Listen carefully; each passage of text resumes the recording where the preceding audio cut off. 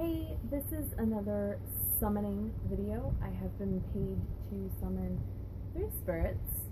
All of them are ladies. The only one that I have spoken to is the Jinn spirit. Now, I'm not going to use any of their names, so when I do talk to them by name, I'm going to drop the audio and the video out. But so you know which one I'm talking about, I will put their picture up each different segment that I talk to them. So without further ado, let's begin. So the first one that I'm going to talk to is, now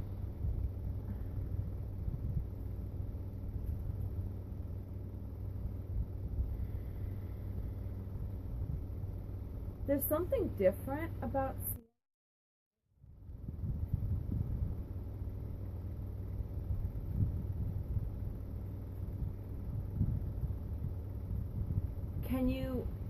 can I read your aura? Will you let me read your aura? Okay.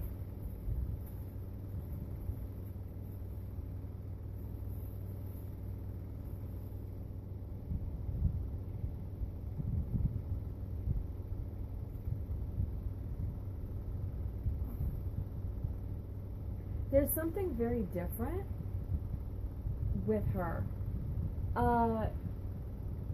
Now let me explain about when I see auras normally. I either see it like in an outline around somebody, or just like a full like wave of color. Like if I'm looking at a picture and it's just like in like a square wave of color. She is missing a section, and I've never come across that before. I'm not sure what that means, and it's almost like her aura is like, it almost looks like a geo, like an agate slice, like a G with the middle missing of it. And I've never seen that. Human spirit? I didn't think so with that very strange aura. What kind of spirit are you?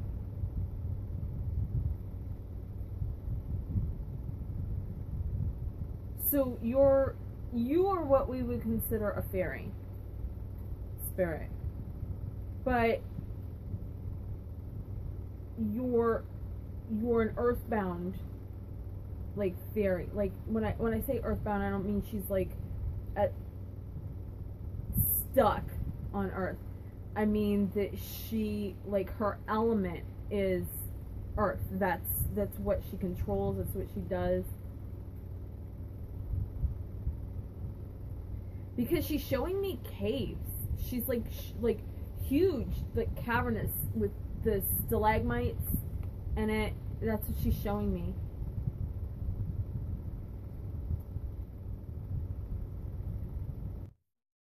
Very, very old. I mean, I'm seeing like, had you already passed on at the time of like early man? Because she's showing me these caves, and she's showing me like, you know, people in animal skins, like with the, you know, like almost like Neanderthals with the brows and the shaggy hair and everything. These were like people that were still using bones for tools, and that's exactly what she's showing me. She was in the cave observing them. Now, did they know that you were there? No, they didn't know she was there. Had you always like been a part of like that cave, like that piece of land, that cave? So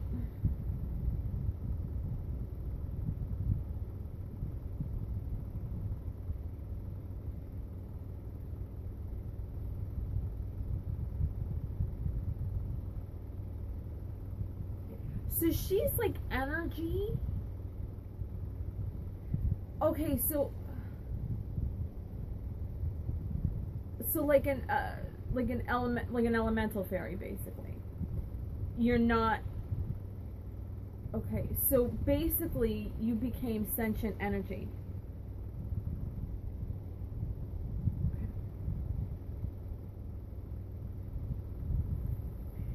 So I'm trying to explain this because I understand what she's telling me, because she's giving me like visions and everything. I have to try to put those visions into words. So basically, you know, at the time of like Big Bang creation and everything, there was like a abundance of energy, just like an abundance. And there were pockets of like stored energy, like in caves, especially like around like volcanoes, like lava. There were like pockets, but this isn't like a lava tube or a cave formed by. No, okay. So, when the whole solar system was created, there were like there's abundance of energy, and there were like energy pockets created in the earth, and it's on other planets too, but in the earth there were just like these huge pockets of energy, and there still are. And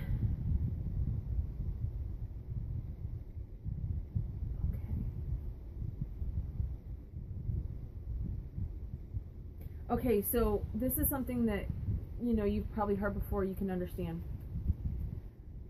They say that rock records like high levels of emotions or deeds or acts or something, that, and it can replay it like a tape recorder. Well, she was in a cave, and these early humans used to take shelter in this cave. And there were like, you know, people would get buried in the cave, and then, you know, I mean, humans are humans throughout history. We fight, we love, we, you know, not everybody in a tribe gets along. There's going to be emotions from when you bury someone that you loved, and emotions when you fall in love, and all these emotions were basically about in this cave, and the rock was storing it, and this energy that eventually became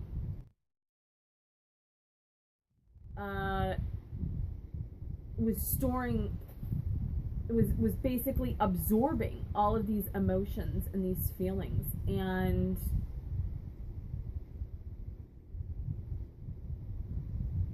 I don't know how that absorbing that connection, because there's a connection point, and I don't understand how that works, but the energy absorbed all this, you know, emotion and everything, and it became sentient through it. And the only way I could like possibly compute it, well, not even say compute it, but possibly compare it to, is like AI. You know, you input all these feelings and memories and data, and eventually it forms a program that AI runs off of to judge facial expressions and this and that. And in the same way, that is how she became sentient, and that is how she became who she is. But now the thing is, she can do things. She is capable of doing a lot more than she has been, but she is low, like, on energy. And that's been a problem for her, because I can feel, like, when I asked to read her aura was, like, very weak. She needs more energy is the problem.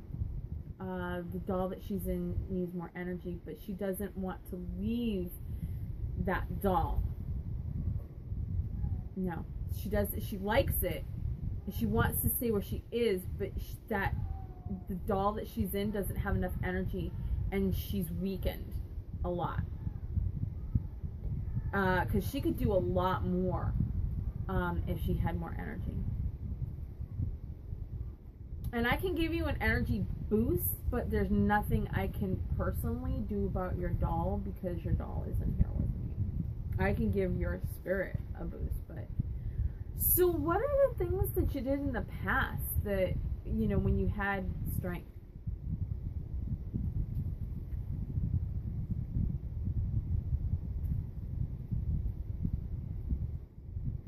She was kind of like a guardian. She would find people that she liked, and you know, she was like constantly attached to them and followed them everywhere. And if they really needed something or if they really wanted something, she would make it happen for them. So she worked kind of like in the way that we normally think a jinn would. But she says she equates herself as like a fairy and elemental, like a will-o'-the-wisp type thing, because that's the way humans would perceive her. So that's how she identifies as herself.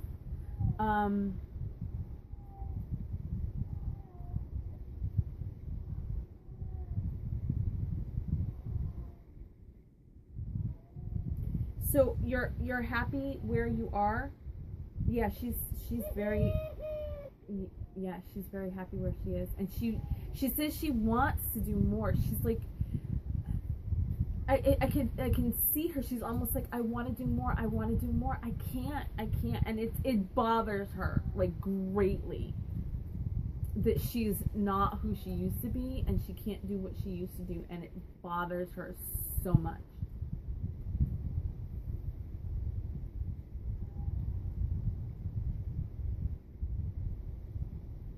Like right now, she's kind of like swirling around me. Because she's like, I don't want to say she's in a tizzy, because it's not like a tizzy like she's mad. It's like a tizzy that she doesn't know what to do. She feels lost because she's kind of like frustrated and lost. And she really wants to do more. She really needs more energy than what she has.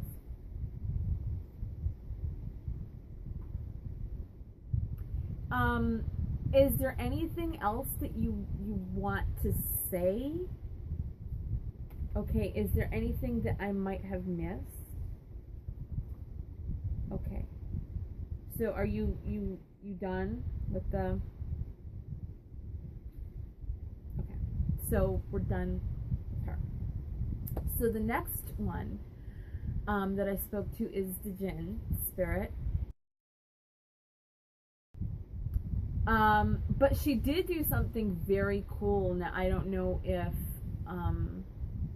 this has been noticed, but she has excellent control of a pendulum. And I asked her to spell out. Now, I have a camera over here, and I'm going to kind of focus this down here. I asked her to spell out. And are you ready? You ready to do this? Okay, so bring this to a complete stop and hold on to it. I asked her to spell the letter, the first letter of the last name of the person that she's with. Go ahead and do that for me. Spell out that letter, that first letter of the last name.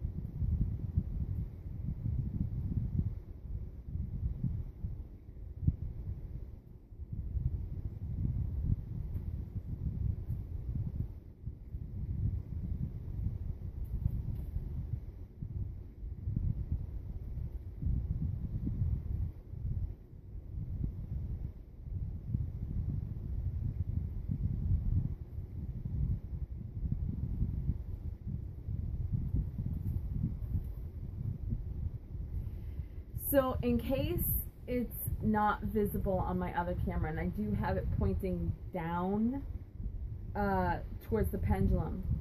First the pendulum went this way, then it went this way. It went this way, then it went this way, then it went this way, and then like this. So the pendulum formed an M. That was pretty awesome. Proud of yourself? You should be proud of yourself. So, tell me about...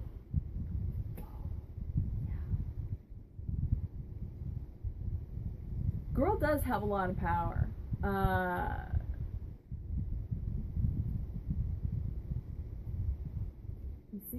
seeing shadows. I'm not like there. I mean, like in here, she's showing me like shadows. Like, are you showing me shadow people? Why are you showing me shadow people? They're everywhere. What, in here? No. Where?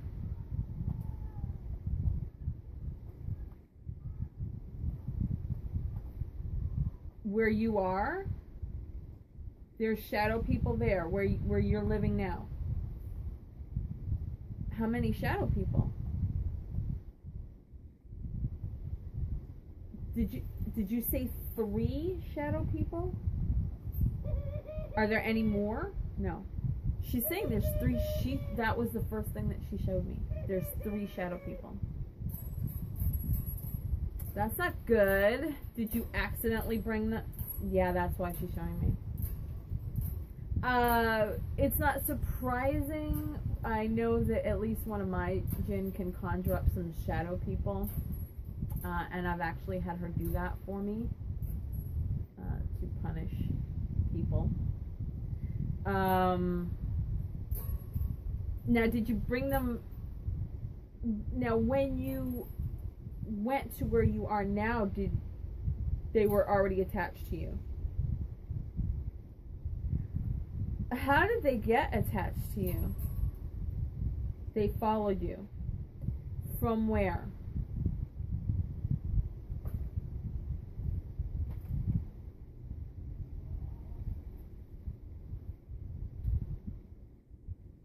Okay. They've been following her for a long, long time. Did you know them in life? No. Why are they following you? She says she controls them. So are they... Okay, so you are controlling... And my jinn does the same thing. So you're controlling them. Are they causing any havoc where you are? No. Okay. Which doesn't surprise me because I probably would have heard something if there was problems. So you're showing me these shadow people and telling me that you can control them to let the person that you're with know that she has like a shadow people army. Okay. She's very regal in her bearing. I mean, like I said, girl has power. And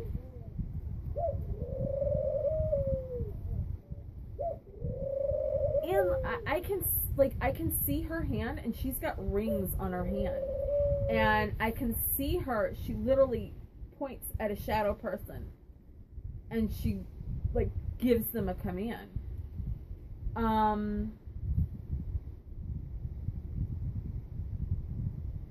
She's used to doing that, so in the country that she's from, she was either a woman of means or she was royalty. Because in a lot of the Arabian countries, and I'm not trying to start anything, but from my understanding, in a lot of Arabian countries, if you are not a woman of money or power, as in royalty, you don't have a lot to say about your life. But women of money can demand the respect and attention of men. And they don't have to worry about like being beaten or being stoned or anything like that. Am I right about that, or am I wrong?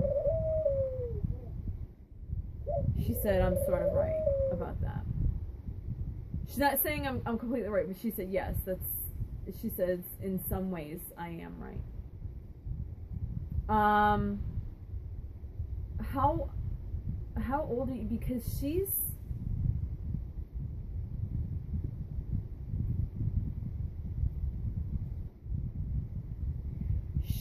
from India. She is not Arabic. She is from India.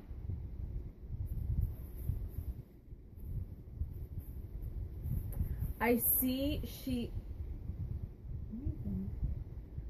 has like a very beautiful like patterned like, it's also almost like gossamer. It's very see-through, but it's patterned, it's jeweled, it's beautiful. And she has, I don't know exactly, I don't know if they call that Hindi makeup or but she has a dot here, but she has, and then she has like a nose ring, and there's like chain.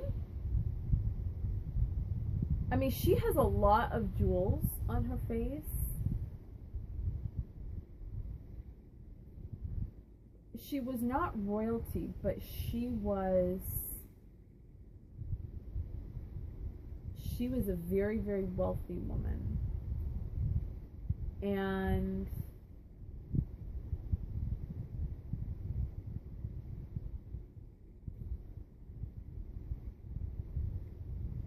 I want to say like in the 15 to 1600s.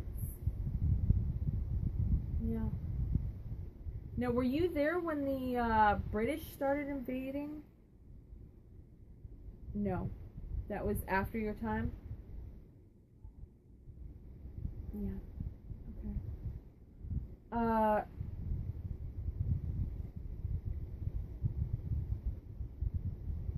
Her husband had died, and she was left in. She never married again. She didn't like it. She didn't care for it. She didn't like to be told what to do.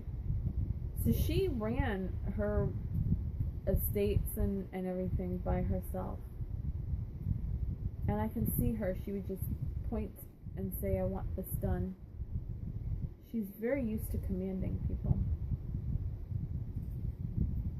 Now, she presents to me as a mature woman, but not an elderly woman.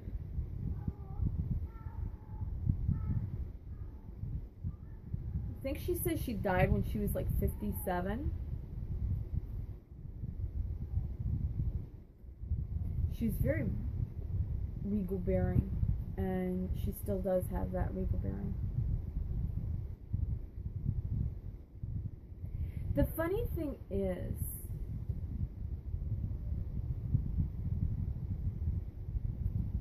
she was never like a very like happy-go-lucky type person. She didn't have a very easygoing personality. But as time went on, she sort of developed a kind of sarcastic humor about things. And she's bemused by certain things. Like when she spelled out that letter for me earlier, before I started recording, I asked her, do you know what a high five is? And she said yes. And I said, give me a high five. And she gave me a high five. She didn't want to do the fist bump, though. She was like, I don't understand a fist bump. She was confused by the fist bump. But she did give me a high five. And she was kind of amused by that. Yeah, she's kind of amused by that.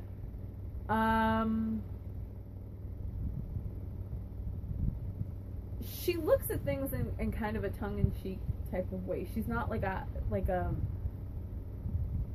haha laugh out loud person, but she does get a smirk. I mean, she's kind of like laughing on the inside, but you'll see like a smirk on her face when she finds something funny. And she's lightened up a lot since she's died.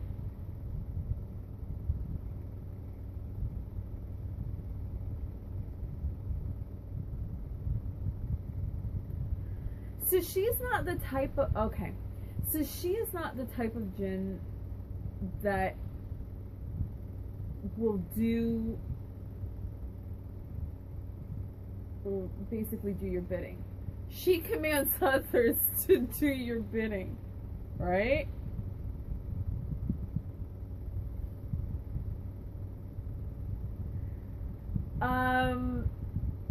But again, there are certain things that she won't do. She has to see the value of what you're asking for. Like, for instance, if you said, I need $1 million, she'll say, no, you don't need $1 million. And she'll just go like this. She's not doing it. She's not ordering anybody to do anything. But if your car breaks down and the bill is like $300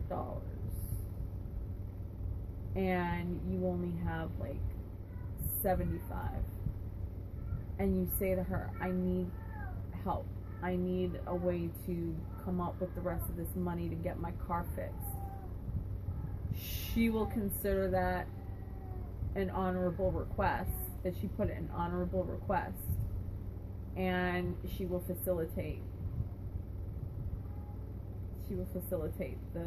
the pathway to get the money. Yeah. So there's you know, if she considers it honorable and reasonable, she will help. If she thinks it's just ridiculous, she's literally gonna no. I mean, that's exactly what I'm seeing from her. Yes. Right? Come on. Don't tell me I'm wrong. I'm right, aren't I? Yeah.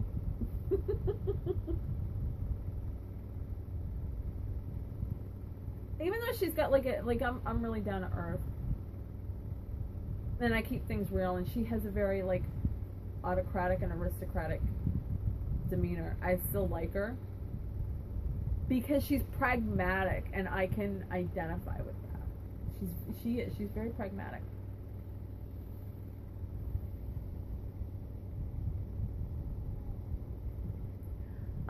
Is there anything else that you want to know? Are you all done? You all done with your? Yep. She's done. Okay, so the last one I'm talking with is now. A lot of energy just woof, right up onto me. And it's not a lot of power, it's a lot of energy. So that means she's still pretty young. Her energy is it bounces around, and it kind of reminds me of a puppy. Bounce, bounce, bounce, bounce. She's exuberant.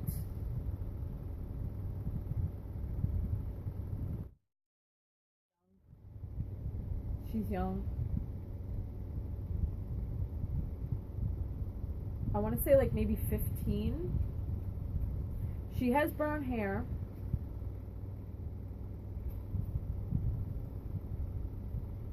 She's 15, but she seems younger. Mona, did you have some trouble in school? Yeah, was it kind of hard to learn stuff? Did you have trouble reading? I think she may be on the autism spectrum.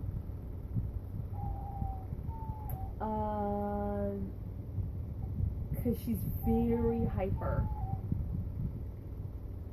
and there's some like ADD or ADHD. I see her like bouncing from one thing to another, and like anything shiny will catch her attention. It's like she's doing one thing and she sees somebody doing something else or something shiny, and boom, that's forgotten and she's over there. She's much younger. I want to say like 8 years old. I mean, she's 15, but I think she's like 8. Sweet as can be, but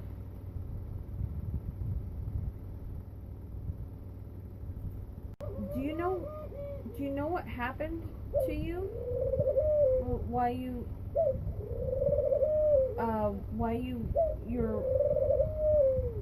passed on at 15? You know what happened?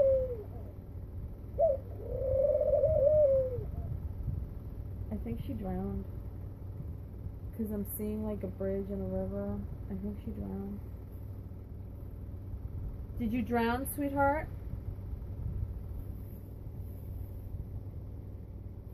Were you with other people? She was.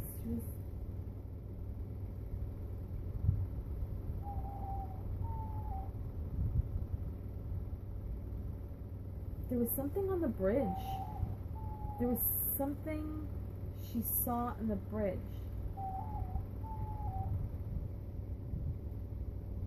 And I'm kind of seeing like, it's like one of those like steel covered bridges. Well, not even a covered bridge, but it has like a steel arch on it, and then it has like steel along the sides, steel like gird work on the sides. And it was like a bridge just for driving on. You didn't walk the bridge. And she was like playing at the riverbank, and she saw something on the bridge. And she went. The thing was, it was like over. It was like caught on the railing, like you know, the railing comes up here, and then you lean down, and there was something there that she saw. I don't know what it was. I don't know. I don't know what it was. I don't know if she knew what it was, because she saw something and she wanted to find out what it was, and she was like leaning over trying to get it, and she fell. She fell over the railing, and I think she might have hit her head, like either hit her head on like the going down against the side of the railing, or she didn't remember hitting the water, so she hit her head before she hit the water, so it wasn't in the rocks below.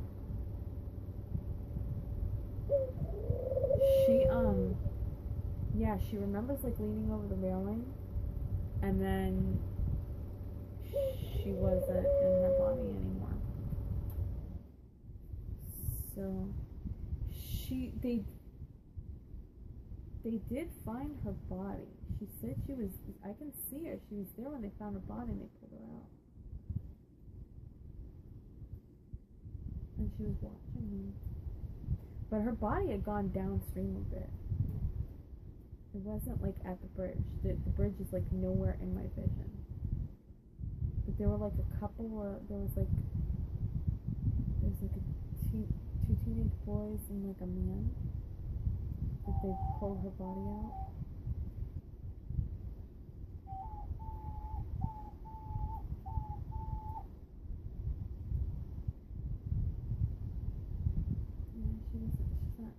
She's kind of drifting.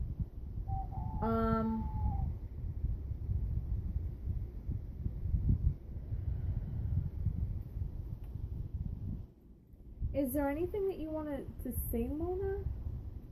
Are you happy where you are? Yeah, she likes it.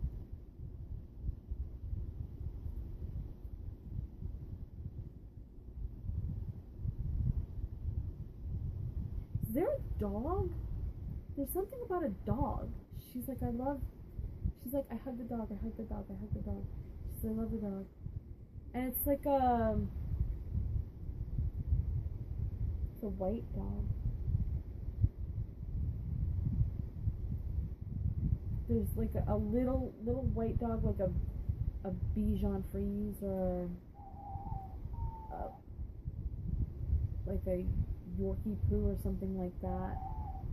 A little white dog, like a living dog. And she's like, I love the dog.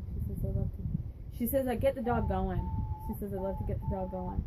She's like, and I hug, and I can see her. She's like, she has her arms like around the middle of the dog, and she's like hugging the dog like that. There's some dog that she's completely gaga over. She spends a lot of time with it.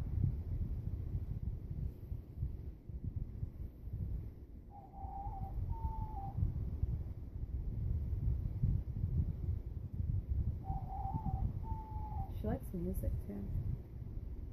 She likes to hear music.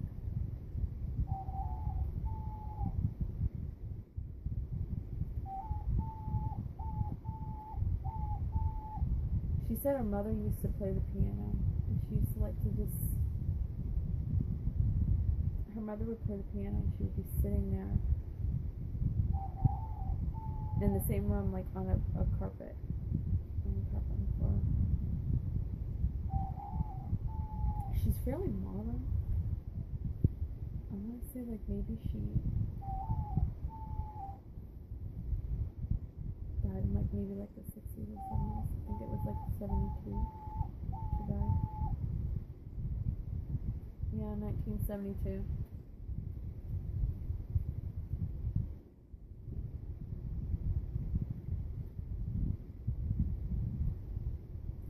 Is there anything else that you want to say or show me or do? No? Are y'all done?